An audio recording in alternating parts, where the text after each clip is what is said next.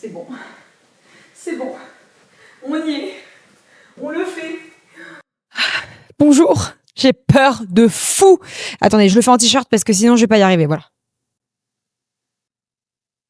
Ok, il faut que je vous parle. Je pense traverser la plus grosse crise existentielle de ma life.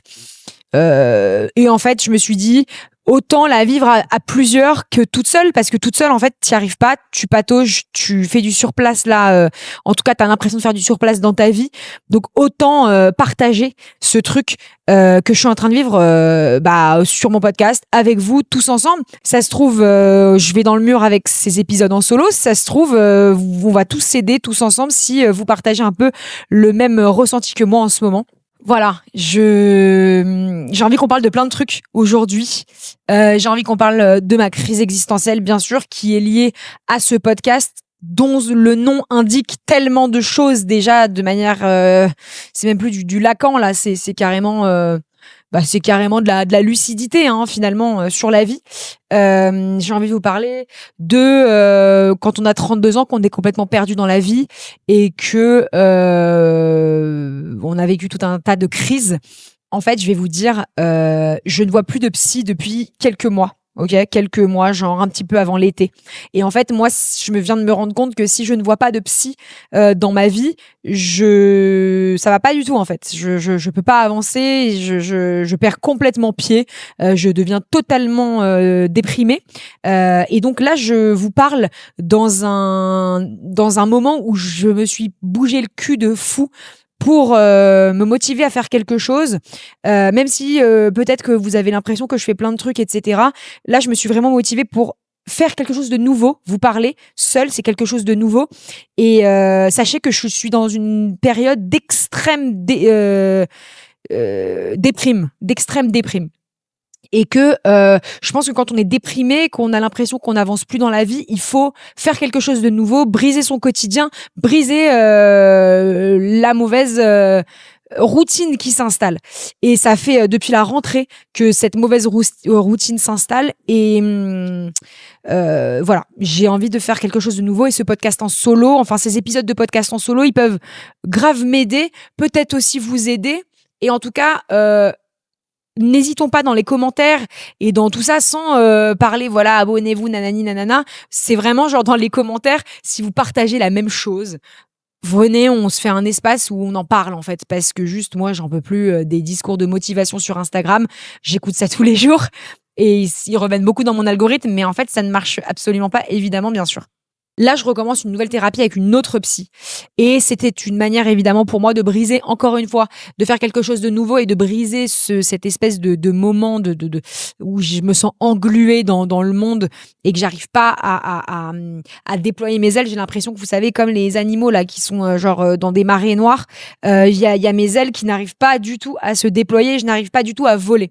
Je vais vous parler de mon pro, je vais vous parler de mon perso, je vais vous parler un peu de tout mélanger. Moi, le pro et le perso, ça a toujours été ultra imbriqué l'un dans l'autre. Et tout simplement parce que j'ai eu une expérience professionnelle, ça fait 10 ans que je travaille. J'ai eu une expérience professionnelle en duo avec ma meilleure amie. Et que donc, quand ton personnage professionnel se déploie de cette manière-là, le pro et le perso est totalement imbriqué, il n'y a aucune frontière entre les deux.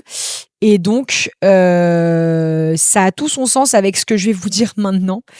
En gros, je suis passionnée, folle amoureuse des médias, de comment on fabrique l'information, de comment on transmet des messages, de comment on interviewe les gens pour que eux passent leurs messages, comment on bloque les messages de ceux qui veulent faire passer des messages aussi. Je suis passionnée de ça, de comment une information se transmet. D'ailleurs, sur le sujet, je vous invite à lire le livre Nexus de Harari qui parle justement de ça, de comment une information, comment un message, comment une parole circule dans le monde depuis genre l'invention de la parole, à savoir genre les mecs qui criaient des nouvelles dans un temps très très ancien, jusqu'à l'IA. Voilà, donc c'est de la false en fait ce livre. Bon bref, en tout cas, voilà, moi je suis passionnée de ça. En gros, je vous la fais courte, j'ai créé un média féministe sur les réseaux sociaux qui s'appelle Fresh, un truc que peut-être vous avez déjà vu passer, qui a eu pas mal qui a eu pas mal de d'écho. Ensuite, j'ai monté un podcast, enfin un groupe de podcasts finalement où j'en ai fait plein, dont une marque très forte, dont je pense la plupart des gens se souviennent, qui s'appelle Coming Out, où j'ai interviewé des personnalités sur leur coming out. J'ai fait plein d'autres trucs aussi, plus dans l'ombre, des campagnes de pub, des films publicitaires, de la stratégie de contenu pour les marques, bref. On a compris, ça y est, je l'ai dit 1000 fois dans 100 000 podcasts d'interviews. Enfin, c'est bon, genre, vous avez compris mon personnage. Et il y a 1 an, j'ai lancé un podcast qui s'appelle Conversation avant la fin du monde. Et en fait, comment dire, je me rends compte que il manque quelque chose dans ce projet.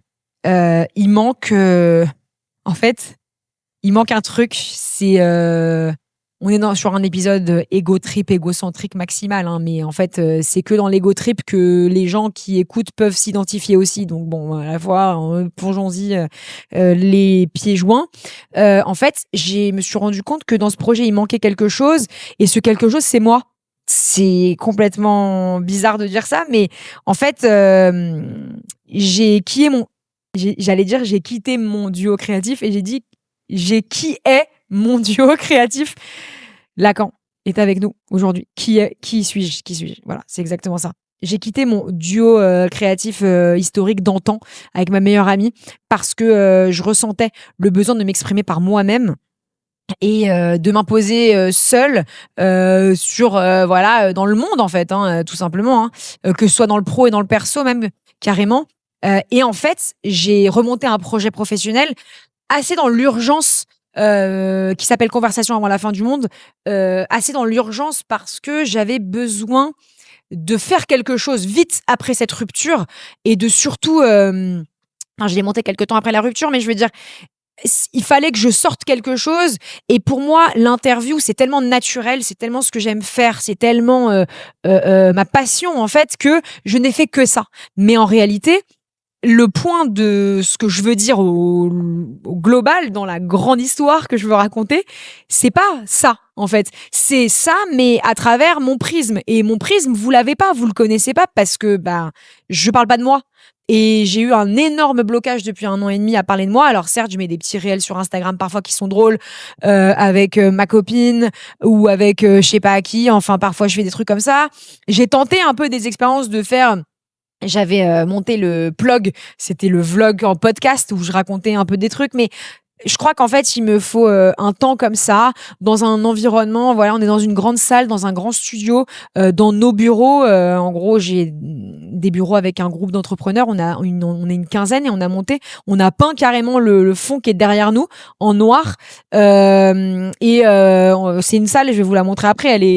C'est hilarant parce que c'est pas du tout ce que vous voyez. Genre, juste derrière vous, il y a genre des murs de bureaux de la Poste, d'à l'ancienne, genre. C'était genre la Poste qui était là. Bon, bref, on s'en fout. Et donc, j'avais besoin d'un cadre comme ça, posé, avec genre 2 caméras comme ça, un micro, ma solitude. Et vous, genre. C'est ça le truc. Et donc, en fait, c'est hyper introspectif comme épisode parce que je vais vous parler à la fois de mon projet, mais mon projet, comme je viens de vous le dire, il est toujours intrinsèquement lié à ma vie. Et en fait, Conversation avant la fin du monde, pourquoi je l'ai créé en réalité?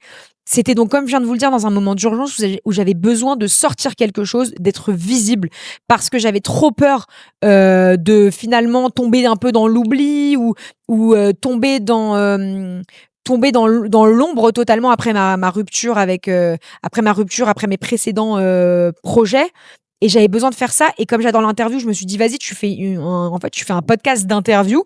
Et tu verras bien où ça va te mener. Et pourquoi le nom Conversation avant la fin du monde? Parce que, en fait, je vivais une fin du monde à la fois personnelle et à la fois... j'allais dire personnelle et à la fois commune à tous. Il s'est passé plein de choses il y a 2 ans. Il s'est passé le 7 octobre qui m'a bouleversée comme tout un chacun. Vous écoutez, voilà. Je pense que vous partagez de quel camp que vous soyez, qui que vous soyez, légitime, pas légitime. Tout le monde est légitime de parler de cet événement de toute façon et de ce qui s'en est suivi. Il s'est passé ça dans ma vie à moi personnel, puisque en fait ça a été comme un espèce de verre qui se casse, comme nos cœurs qui étaient en verre et qui se sont brisés. Moi j'ai vraiment cette image là. Le 7 octobre ça a représenté ça. Après tout ce qui s'est passé depuis 2 ans, bah en fait c'était la suite dégringolante d'une cassure mondiale dont tout le monde s'est emparé, dont tout le monde a parlé, dont tout le monde continue à en parler, qui résonne dans le monde entier, etc. Donc, en fait, l'énergie de cet événement et de ce qui s'en est suivi est tellement puissant que ça a bouleversé nos vies. Et je suis sûre que plein de gens qui vont écouter ce podcast ont fait des changements après cet événement. Enfin, voilà, il y a eu plein de changements, à mon avis, dans la vie des gens. Vous parlez plus à certaines personnes, vous avez quitté d'autres personnes, vous avez fait des vrais changements visibles dans vos vies, peut-être, après cet événement. Moi, disons que ça fait genre pas mal de temps que... Enfin, il se passe tout le temps des trucs un peu dingues dans ma life. Il s'est passé ça. Et ensuite, il s'est passé ma rupture pro. Et il fallait que je me reconstruise, mais je crois qu'en fait j'ai oublié d'en faire le deuil. C'est-à-dire que tout s'est énormément mélangé. En fait, dans cette période de guerre post 7 octobre, cette histoire d'otages, de tous ces gens qui se sont fait kidnapper et qui ont été otages pendant 2 ans, en fait, nous ont empêchés de faire un deuil. En fait, c'est ça ce truc, c'est que moi je suis juive, donc c'est vrai que les gens qui ont été kidnappés m'ont énormément touchée. Ça, leur histoire me touche. Je suis assez obsessionnelle sur leurs histoires. Je suis rentrée carrément en contact avec des otages par Instagram. Je leur parle. Je vais peut-être faire une interview de l'un d'entre eux sur sa captivité, etc. Je suis en train de monter ce truc. En fait, ça m'a empêché de faire un deuil sur ce qui s'est passé le 7 octobre parce qu'il y avait ces kidnappings-là, ces gens qui étaient toujours vivants, où on savait pas trop s'ils étaient vivants, mais voilà, dans des tunnels, enfin dans des conditions absolument abominables. Dieu merci, aujourd'hui, quelques-uns d'entre eux ont été libérés, les autres sont décédés malheureusement, paix à leurs âmes. Mais ce que je veux vous dire, c'est que ça fait référence à une autre histoire qui m'est arrivée moi quand j'étais adolescente. C'est qu'en fait, j'ai perdu mon grand-père. En fait, mon grand-père a disparu. C'est-à-dire que il était donc, enfin c'était en Lozère. Nous on est originaire de Lozère et en fait c'était en Lozère. Il a fait une petite balade en forêt comme il faisait un peu tous les jours, etc. Il était assez âgé, il avait 80 ans. C'était quand j'avais 15 ans. Et en fait, il s'est potentiellement, enfin en fait j'allais dire il s'est perdu, mais on ne sait pas du tout ce qui s'est passé. Il a disparu et on ne l'a jamais retrouvé. Et donc cette expérience. Je sais que là, il y a 1000 questions qui vous viennent en tête. Qu'est-ce qui s'est vraiment passé? On ne sait pas, on ne saura jamais, on n'a jamais retrouvé son corps, on ne sait pas s'il est décédé ou s'il est encore vivant. Il ne peut pas être encore vivant puisque ça fait plus de 15 ans maintenant. D'ailleurs, c'est fou parce qu'au bout de 15 ans, dans la loi française, les personnes disparues sont considérées comme décédées. Mais pendant 15 ans, ils sont pas considérés comme décédés. Donc, il y a plein de trucs qui marchent encore pour eux. Bon bref, dont il faut s'occuper. Donc quand quelqu'un disparaît, c'est très très compliqué.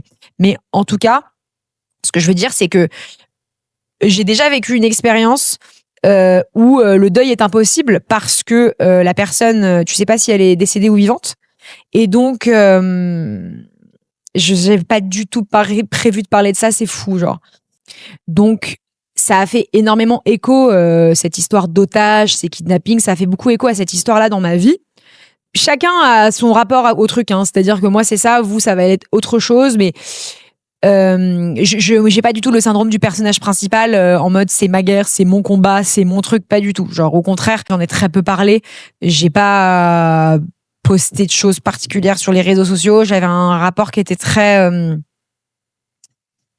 émotionnel, c'est un mot qui est extrêmement large, mais un rapport qui était où je ne savais pas où était ma place. Et je sais pas ma légitimité à parler de ça, qu'est-ce que je pensais vraiment de la chose. En fait, dans cette histoire, on entendait plus les commentaires que la réalité des faits. Donc, c'était... Et je dis c'est encore parce que en réalité, là, on est en train de se rendre compte que c'est pas du tout terminé, mais il y a quelque chose quand même il y a une page qui a été tournée après le rendu des otages, en tout cas. Et donc ce rapport-là au deuil, du coup moi en fait j'ai compris que j'arrivais pas à faire des deuils dans ma vie en fait. Il y a pas de, enfin j'ai ce problème-là, je ne peux pas faire de deuil parce qu'il y a eu cette expérience que j'ai vécue quand j'étais jeune, donc avec mon grand-père où en fait quand on est jeune c'est ça qui nous prédestine un peu dans la vie. Donc le deuil c'est un truc que j'arrive pas à faire, je sais pas le faire. Donc et c'est pas un truc qu'on apprend à faire. Donc voir des psys, lire des livres sur le sujet, etc. Ok, mais juste j'ai 32 ans, donc ça, je savais pas que je devais faire vraiment ça avant. Donc là, je me rends compte maintenant.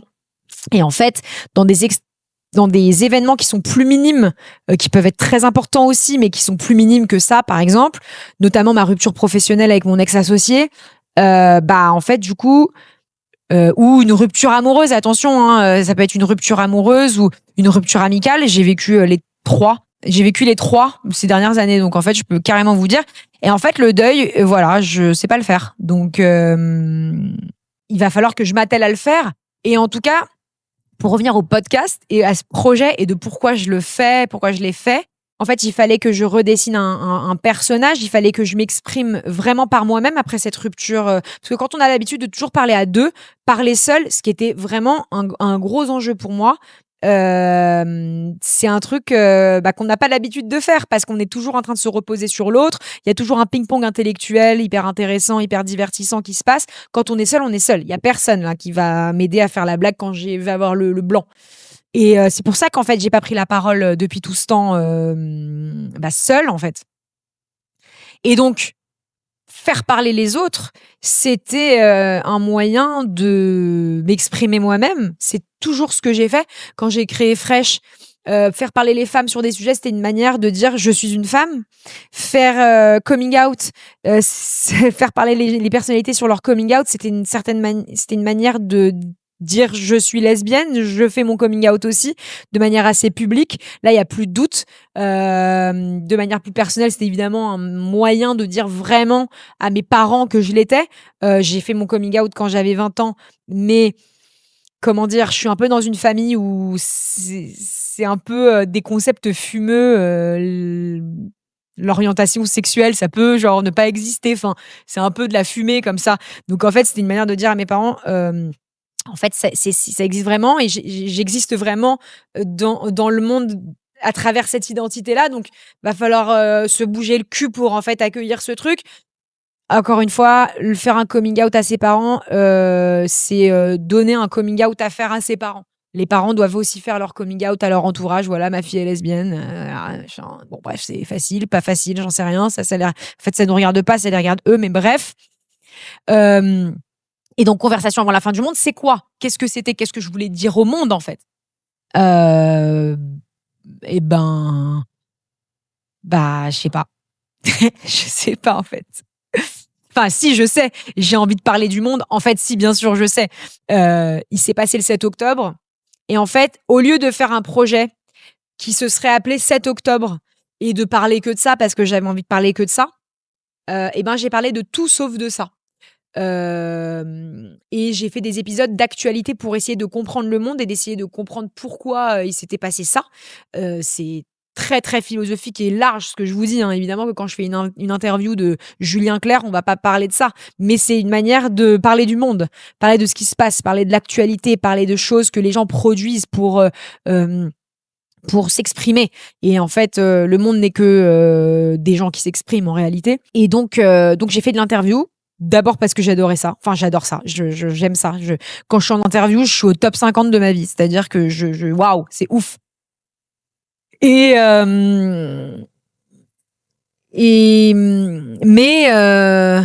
il manque quelque chose. Pourquoi je fais des interviews? Parce que j'ai envie d'imposer mes questions, mon prisme, ma vision du monde à l'autre. Et qui répondent à mes questions que j'ai à lui poser pour comprendre. Je tiens à dire que ce projet Conversation avant la fin du monde, je l'aime à mourir. C'est-à-dire, c'est mon petit bébé. C'est ma vie, je l'aime trop. J'adore l'évolution qu'il a pris. Quand on regarde les images du premier épisode avec Igor, ma vie, Igor Gottesman, allez écouter cet épisode. Franchement, il est encore d'actu. Genre, il raconte toute sa vie, comment il est devenu réal. Il parle aussi de sa vie un peu émotionnelle, etc. C'est hyper intéressant. Et d'ailleurs, merci à lui de m'avoir fait confiance il y a un peu plus d'1 an. Et en fait, l'évolution même de la qualité d'image, enfin, ça n'a rien à voir, en fait. C'est ça qui est ouf dans un projet et que quand tu le lances, tu sais pas où est-ce que ça va aller. Mais par contre, tu peux, au bout d'un moment, faire un bilan et te dire, putain, c'est dingue, le son, être à l'aise même à l'écran, la qualité de l'image et tout ça n'a plus rien à voir.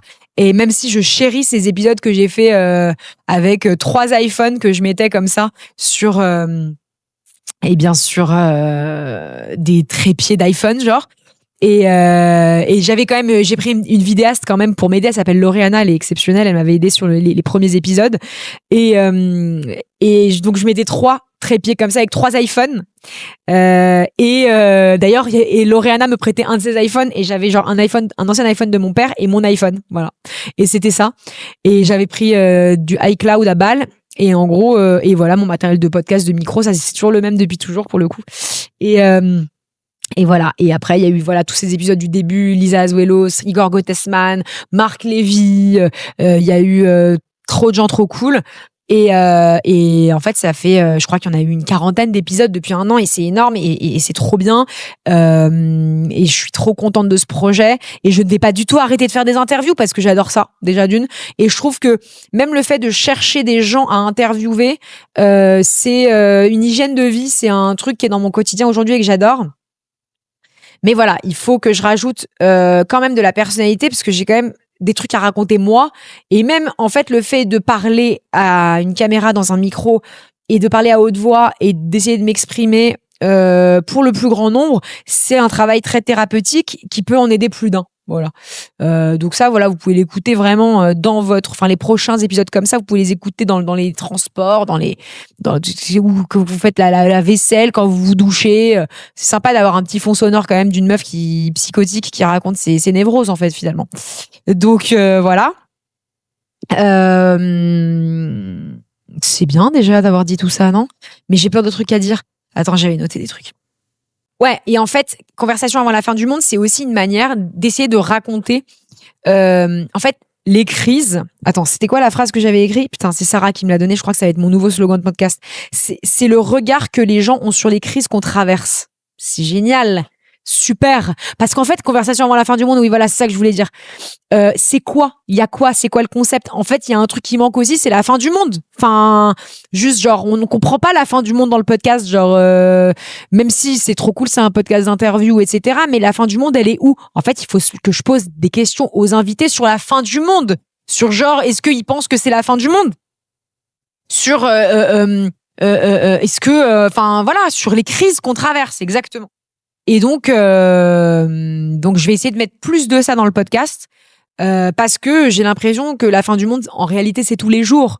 C'est genre tous les jours, le soleil se couche et c'est la fin du monde en fait. Donc moi, je trouve que c'est quand même un super nom de podcast parce que ça parle de notre époque, ça parle de ce qu'on vit tous collectivement, etc. Donc voilà. Et en fait, là, j'en arrive à un point dans ma vie où je me dis, ok, t'as lancé ce truc, c'est trop bien. Bon, tu fais des missions de conseil sur le côté et tout, c'est génial, machin, voilà. Mais, t'as lancé ce truc, c'est trop bien. Mais tu vas où avec ça, en fait? Je ne sais pas. Et je me suis rendu compte que je n'arrivais pas à répondre à cette question. Et comment je me suis rendu compte que je n'arrivais pas à répondre à cette question? C'est qu'en fait, j'ai rencontré un mec trop stylé, trop cool, un entrepreneur de ouf dans l'immobilier, donc aucun rapport avec mon domaine.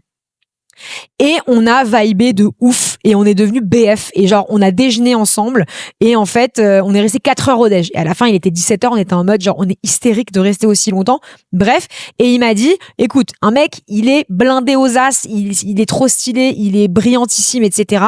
Il acceptera pas que je donne son nom, mais voilà, et il me dit comment je peux t'aider.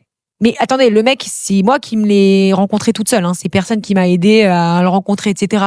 Non, parce que j'aimerais bien quand même, voilà, dire que il y a une grande part, enfin, que genre c'est pas mes parents qui me présentent des gens. Hein. Moi, mes parents, ils ont 0 contact dans les médias. Enfin, genre vraiment tout ce que j'ai fait là, je l'ai fait toute seule. Après, ils m'ont aidé de ouf avec leur affection, leur amour, leur soutien, machin. Mais voilà. Bon, bref, ça c'était la parenthèse à dire. La meuf a des trucs à prouver de fou sur sa méritocratie personnelle. Bon, bref.